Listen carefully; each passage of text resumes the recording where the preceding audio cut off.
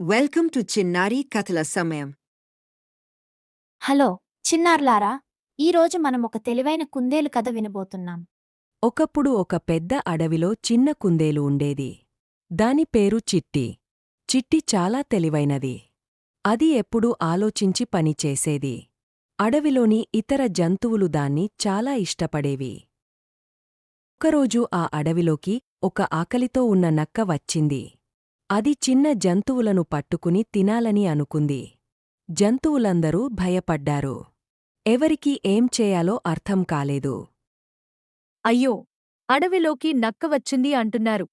జింక, అయ్యో, ఇప్పుడు ఏమి చేద్దాం?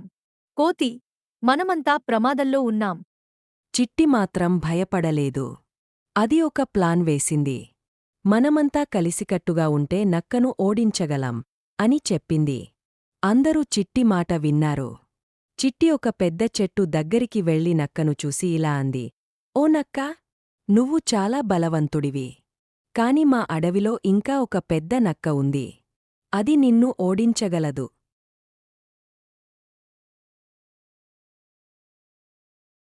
నక్క కోపంగా, అది ఎక్కడ ఉంది? అని అడిగింది. చిట్టి దాన్ని ఒక లోతైన బావి దగ్గరకు తీసుకెళ్ళింది. అదిగో లోపల ఉంది అని చెప్పింది. నక్క బావిలో చూసింది. తన ప్రతిబింబాన్ని చూసి మరో నక్క ఉందని అనుకుంది. కోపంతో బావిలోకి దూకింది. కాని అది బయటకు రావలేకపోయింది. అలా చిట్టి తన తెలివితో నక్కను ఓడించింది. అడవిలోని జంతువులందరూ సంతోషించారు. చిట్టిని ప్రశంసించారు.